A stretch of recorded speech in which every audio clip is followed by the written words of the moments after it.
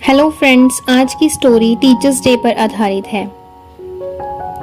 एक बार की बात है, एक गुरु अपने कुछ शिष्यों के साथ पैदल ही यात्रा पर थे। वे चलते चलते किसी गांव में पहुंच गए। ये गांव काफी बड़ा था। वहां घूमते हुए उन्हें काफी देर हो गई थी। गुरुजी थक चुके थे और उन्हें बहुत ज्यादा प्यास लग रही थी। तो उन्होंने अपने एक शिष्य से कहा कि हम इसी गांव में कुछ देर रुक जाते हैं, तुम मेरे लिए पानी ले आओ।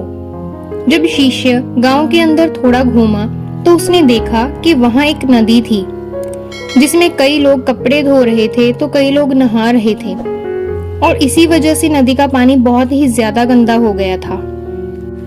शिष्य को लगा कि ऐसा गंदा पानी गुरुजी के स्वास्थ्य को खराब कर सकता है, उन्हें ये पानी नहीं पिलाया जा सकता।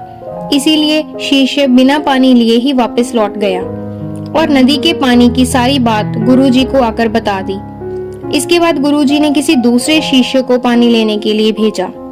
कुछ देर बाद वह शिष्य पानी के साथ लौटा।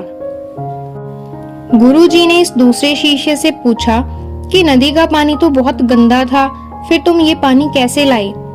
शिष्य ने बोला कि गुरुजी, नदी का पानी वास्तव में बहुत ही ज्यादा गंदा था, लेकिन लोगों के नदी से चले जाने के बाद मैंने कुछ देर इंतजार किया तो जो पानी गंदा था वो नदी के बहाव के साथ आगे बढ़ गया और मिट्टी नीचे बैठ गई और साफ पानी ऊपर रह गया।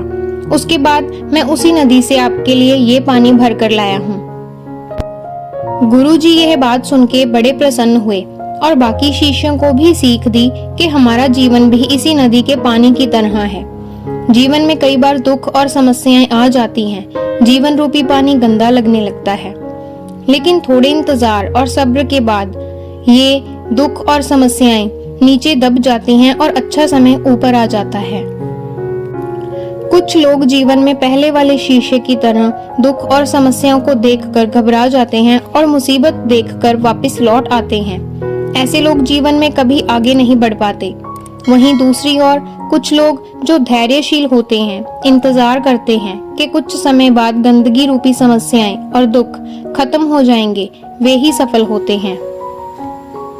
टीचर्स डे से जुड़ी हुई एक और बहुत प्रसिद्ध और अच्छी कहानी है, तो इसे भी ध्यान से सुनिए। एक राजा था, उसे पढ़ने लिखने का बहुत शौक था। एक बार उसने मंत्री परिषद के माध्यम से अपने लिए शिक्षक की व्यवस्था की। शिक्षक राजा को पढ़ाने के लिए आने लगा। राजा को शिक्षा ग्रहण करते हुए कई महीने बीत गए थे, मगर राजा को कोई लाभ प्राप्त नहीं हुआ। गुरु तो रोज खूब मेहनत करते थे, परंतु राजा को उस शिक्षा का कोई फायदा ही नहीं हो रहा था। राजा बड़ा परेशान।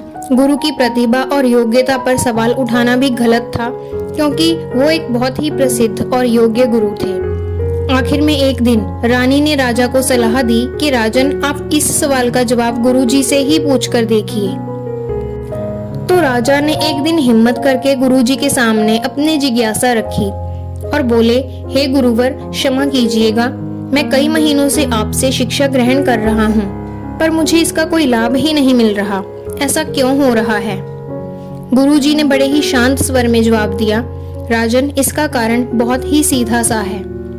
गुरुवर, कृपया करके आप इसे शीघ्र मुझे बताइए, राजा ने बहुत उत्सुकता के साथ बोला। तो गुरुजी ने बोला, राजन, बात बहुत छोटी है, परंतु आप अपने बड़े होने के अहंकार के कारण इसे समझ नहीं पा रहे हैं, परेशान और दुखी हैं। माना कि आप एक बहुत बड़े राजा हैं, आप हर दृष्टि से मुझसे पद और प्रतिष्ठा में बड़े हैं, परंतु यहाँ पर आपका और मेरा रिश्ता एक गुरु और शिष्य का है। गुरु होने के नाते मेरा स्थान आपसे उच्च होना चाहिए, परंतु आप स्वयं ऊंचे सिंहासन पर बैठते हैं और मुझे अपने से नीचे सिंहासन पर बैठाते हैं। बस यही एक कारण है जिससे आपको ना तो शिक्षा प्राप्त हो रही है, ना ही कोई ज्ञान मिल रहा है। आपके राजा होने के कारण मैं आपसे यह बात नहीं कह पा रहा था। कल से अगर आप मुझे ऊंचे आसन पर बैठाएं और स्वयं नीचे बैठें तो कोई कारण नहीं कि आप शिक्षा प्राप्त न कर पाएं। राजा की समझ में सारी बात आ गई। उसने तुरंत अपनी गलती को स्वीकारा और गुरुजी से उच्च शिक्षा प्राप्त की। तो दोस्तों, इस छोटी सी कहानी का सार यह है कि हम रिश्ते नाते, पद या धन, वैभव किसी में भी कितने ही बड़े क्यों ना हों, हम अगर अपने गुरु को उसका उचित स्थान नहीं देते तो हमारा भला होना मुश्किल है। और यहाँ स्थान का अर्थ सिर्फ ऊंचा या नीचा बैठने का नहीं है। इसका सही अर्थ है कि हम अपने मन में गुरु को क्या स्थान दे रहे हैं। क्या हम सही मायने में उनको सम्मान दे रहे हैं या स्वयं के ही श्रेष्ठ होने का घमंड कर रहे हैं। अगर हम अपने गुरु या शिक्षक के प्रति सही भावना नहीं रखेंगे तो हमें उनकी योग्यताओं और अच्छाइयों का कोई लाभ नहीं मिलने वाला। और अगर हम उनका आदर करेंगे, उन्हें महत्व देंगे, तो उनका आशीर्वाद हमेशा हमारे साथ होगा और हमें सफलता जरूर मिलती रहेगी। तो दोस्तों, अगर आपको आज की वीडियो अच्छी लगी हो तो प्लीज चैनल को सब्सक्राइब कीजिए, वीडियो को लाइक, शेयर एंड कमेंट करना ना भूलें। Thank you.